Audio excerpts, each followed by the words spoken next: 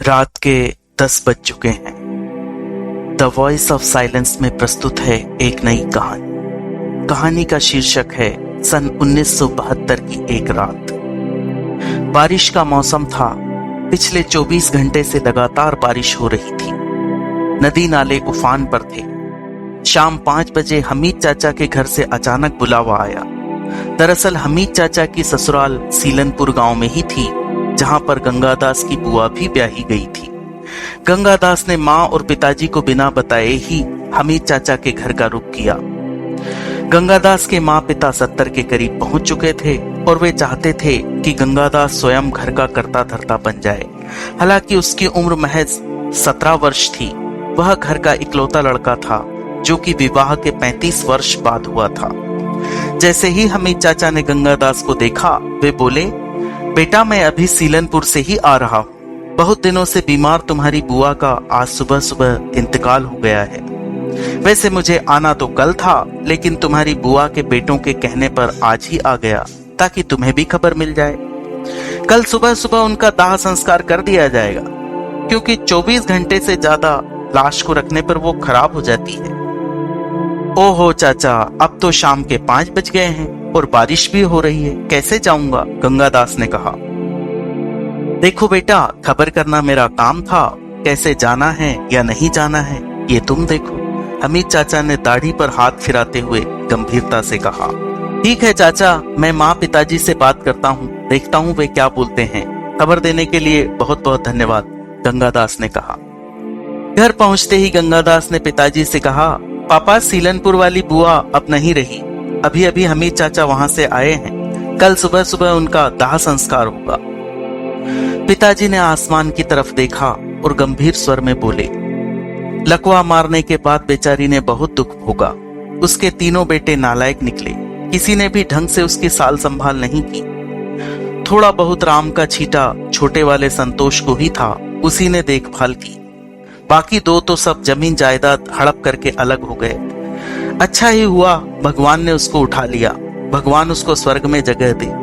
वैसे अच्छी उम्र पाकर दुनिया से विदा हो रही है वो। मेरे से तो पूरे 11 वर्ष बड़ी थी। वो सब तो ठीक है पापा, लेकिन मैं उनकी अंतिम यात्रा में कैसे शामिल होऊंगा? गंगादास ने कहा। हाँ बेटा, बस भी बंद है, बारिश भी हो रही है, जाना तो संभव नहीं है, पिताजी ने निराशापूर्वक कहा। लेकिन पापा, अगर मैं नहीं गया तो आप लोगों के कार्यक्रम में कौन आएगा? गंगादास ने प्रश्न किया। तब तक बातचीत सुनकर रसोई घर से बाहर आ चुकी गंगादास की मां ने कहा, बेटा अगर जाना चाहो तो तुम्हें रात 9 बजे की पैसेंजर सारंगपुर से मिल जाएगी। वैसे भी दाह संस्कार का सारा खर्च मायके वालों की तरफ से ही होता है। अगर नहीं गए तो लोग नाम रखेंगे। इसके अलावा संतोष के कोई भाई भी उससे ज्यादा मतलब नहीं रखता। अगर तुम रहोगे तो उसे भी अच्छा लगेगा। आगे तुम्हारी मर्जी। इतना बोलकर उसकी मां चुप हो गई। लेकिन पैसेंजर रात 11 बजे उतारेगी, और वो भी गांव से 7 किलोमीटर दूर। रात में पैदल कैसे जाएगा? गंगादास के पिता ने प्रश्न किया। पापा कोई बात नहीं, कोई ना कोई तो उतरेगा, गंगादास ने कहा। ठीक है बेटा, जैसा तुम्हें ठीक लगे, पिताजी ने उत्तर दिया। माँ मेरे लिए कुछ खाने के लिए बना के रखो। मैं चूहड़मल बनिए से कुछ पैसे उधार लेकर आता हूँ, फिर सारंगपुर के लिए निकल जाऊंगा। गंगादास ने चूहड़मल बनिए से 250 रुपए उधार लिए, साथ ही बीड़ी माचिस भी खरीद ली। कुछ दिनों से वह जवानी के जोश में माँ पिताजी से छुप छुप कर बीड़ी पीने लगा था। सारंगपुर पहुंचते ही गंगादास ने स्टेशन मास्टर से पैसेंजर के बारे में पूछताछ की। स्टेशन मास्टर ने कहा, ज्यादा नहीं, आधा घंटा ही लेट है। धीरे धीरे अंधेरा होने लगा। धीमी धीमी बारिश हो ही रही थी। इक्का दुक्का जो लोग स्टेशन पर थे वो भी अब दिखाई नहीं दे रहे थे। लाइट केवल एक ही थी, जो स्टेशन मास्टर के कार्यालय के सामने चमक रही थी। गंगादास उसी उजाले में बैठा हुआ था। सन्नाटा और गहराने लगा। गंगादास को थोड़ा भय सा लगने लगा।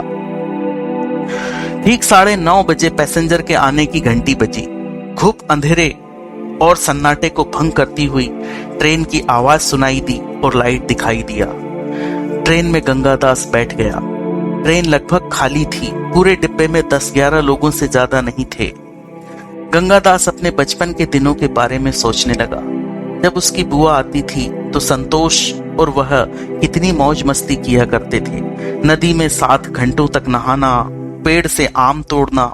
उसका कोई भाई नहीं था, लेकिन संतोष ने कभी उसे इस बात का एहसास नहीं होने दिया था। संतोष के भाइयों ने जब से जमीन छीनी थी तब से उस बेचारे के बहुत बुरे दिन आ गए थे। ऊपर से माँ की जिम्मेदारी, इस चक्कर में अभी तक उसकी शादी भी नहीं हुई थी। गांव में सब लोग उसको श्रवण कुमार कहते हैं। उसके नाम की दुहाई देकर कहते हैं कि बेटा हो तो ऐसा। यही सोच में डूबे हुए गंगादास ने देखा कि उसका स्टेशन आ गया है। पैसेंजर रुकी तो गिनकर 3 लोग उतरे, एक गंगादास और 2 दूसरे लोग। लेकिन यह क्या, उन दोनों ने तो दूसरे गांव की ओर रुख कर लिया।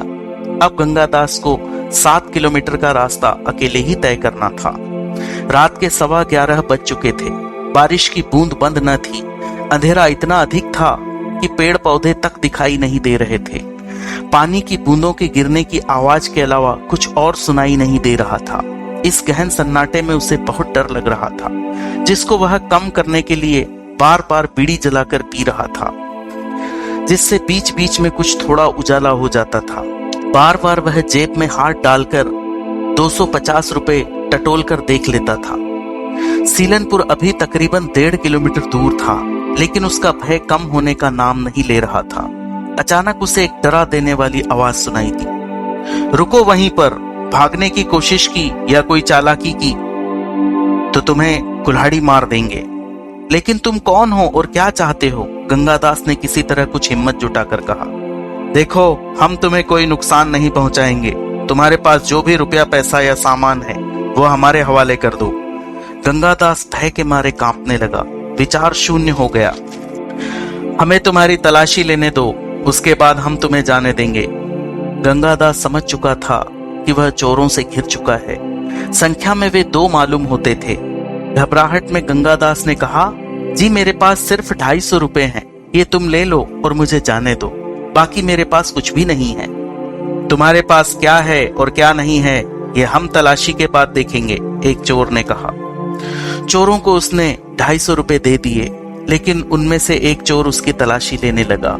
उसकी जेब से उन्हें बीड़ी माचिस के अलावा और कुछ नहीं मिला। दूसरे चोर को बीड़ी माचिस देते हुए तलाशी लेने वाले चोर ने कहा, यार तू बीड़ी जला, तब तक मैं इसकी तलाशी लेता हूँ। दूसरे ने बीड़ी मुंह में रखकर माचिस की तीली जलाई और मुंह के पास जली हुई तीली को ले गया। तभी अचानक गंगादास के मुंह से निकला, संतोष भैया आप? संतोष को भी माचिस के उजाले में चेहरा स्पष्ट दिखाई दिया। उसने भी आश्चर्य से कहा, गंगा? एक पल के लिए सन्नाटा छा गया। संतोष के साथ आया दूसरा चोर रामू था, जो संतोष के सभी सुख दुख में उसके साथ रहता था। संतोष की आंखों से आंसू बहने लगे। गंगादास ने उसे गले से लगाते हुए रुहासे स्वर में कहा, भैया आप ये क्या कर रहे हैं? संतोष ने कहा, गंगा, माँ के दाह संस्कार के भी पैसे मेरे पास नहीं हैं। दोनों भाइयों से कहा तो वे कहने लगे कि इतने दिनों से तू ही माँ की सारी दौलत उड़ा रहा है, तू ही दाह संस्कार का खर्च उठा। संतोष की आंखों में खुशी के आंसू थे कि अब उसे माँ के दाह संस्कार के लिए पैसे मिल गए, जबकि गंगादास की आंखों में दुख के आंसू थे कि संतोष के इतने बुरे दिन आ गए। तीनों ने सुबह 250 रुपए में दाह संस्कार किया।